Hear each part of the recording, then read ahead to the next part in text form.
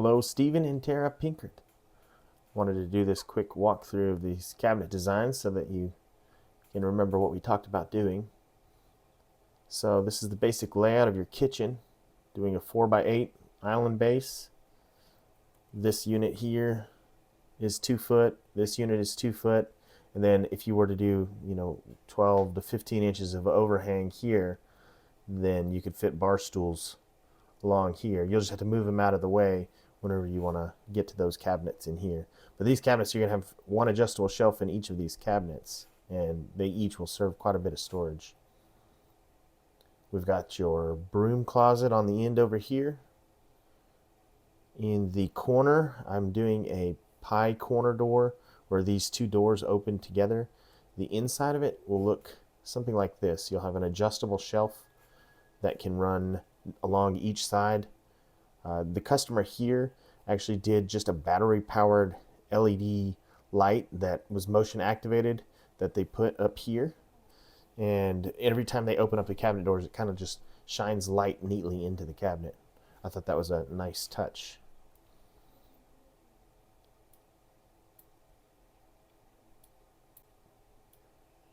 I've got drawers all along here.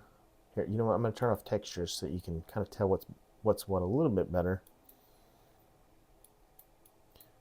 We've got a little stack of drawers over here on this end. You've got your sink. This right here is going to be a trash drawer that we'll pull out. We'll have 2 trash cans inside of there. They're both 13-gallon trash cans. You'll have a stack of drawers, a stack of drawers, a stack of drawers. Drawers galore. The island as well is all drawers. Let me hide everything but the island. The way I split up the island is I've got another stack of 3, a stack of 3 that has kind of a smaller top drawer. But then I did these as real tall drawers. They're something like 12 inches in height.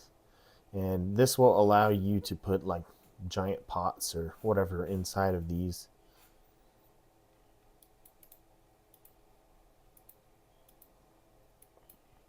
Moving on to, let's see here, pantry. So this is actually like your washer and dryer wall. You've got your water heater over here.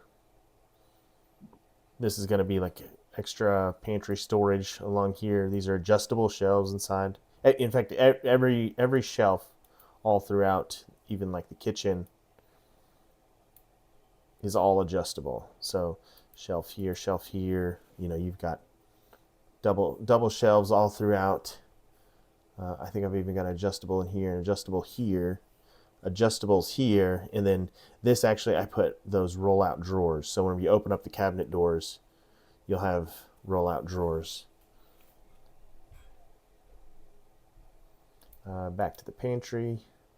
These all are just adjustable shelves. I've got 2 up here, 2 up here. I think I just did 1 right here because you had mentioned having like a maybe like one of the vacuums or something plugged in right here. Since you had the outlet located in about there, I did double shelves inside here. On the opposite wall from this is another pantry unit, and inside here we have the rollout drawers all the way along the bottom, and then the upper section I've got adjustable shelves.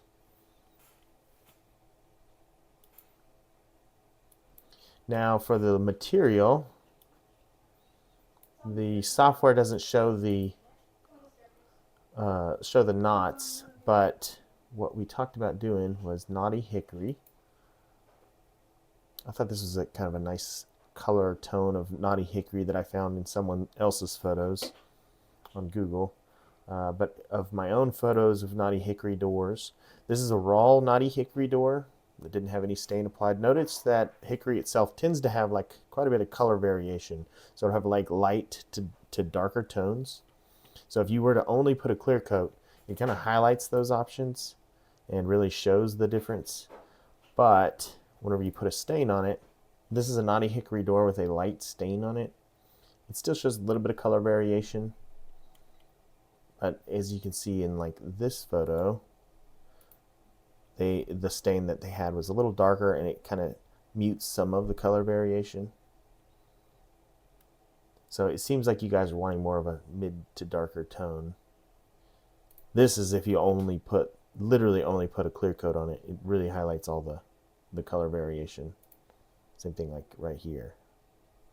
So to me, it does look nicer if you were to put a medium to darker stain on it. But I can get you some samples of the wood. You know, the main reasoning for this over Knotty Alder does tend to have more of a consistent uniform color without the lighter areas, but Knotty Alder is incredibly soft, and I don't think it would last the test of the time with children especially. Another option that we talked about, I'm not including it in my pricing yet. I'm going to send over a quote that is just for the Knotty Hickory with the design as we've talked about it. But one thing that we could still do if you opted for it is I could, instead of building it out of raw birch plywood on the insides, I would build it out of pre-finished birch, which kind of looks like this, kind of just a lighter color. If you did stain the exteriors of everything, there would be kind of a lighter interior look with a darker stained exterior look, which, I mean, honestly looks nice. But again, it depends on how you're going to get everything stained and clear coated, whether or not it's worth it for the, I believe it was about a $750 upcharge if you were to opt for the pre-finished interior. Now, as for the style of the door, we talked about maybe just doing a shaker style. This one is kind of real square on the inside, but I also sometimes will do these shaker styles that has slight bevel here. I found that this tends to deflect dust a little bit better, so it doesn't quite have a ledge to land on. It also just kind of softens the look, I guess, as opposed to real square like this. So let me know which one you prefer. Obviously, there's all kinds of other options for cabinet doors. For instance, like, I mean, a lot of different options. But the front door that you have, honestly, I think this one or this one would match very well with the front door that you have. So let me know what you would prefer out of everything here. Let me see if there's anything else I should go over. No, I think I about covered everything. Let me know what you think. Thank you.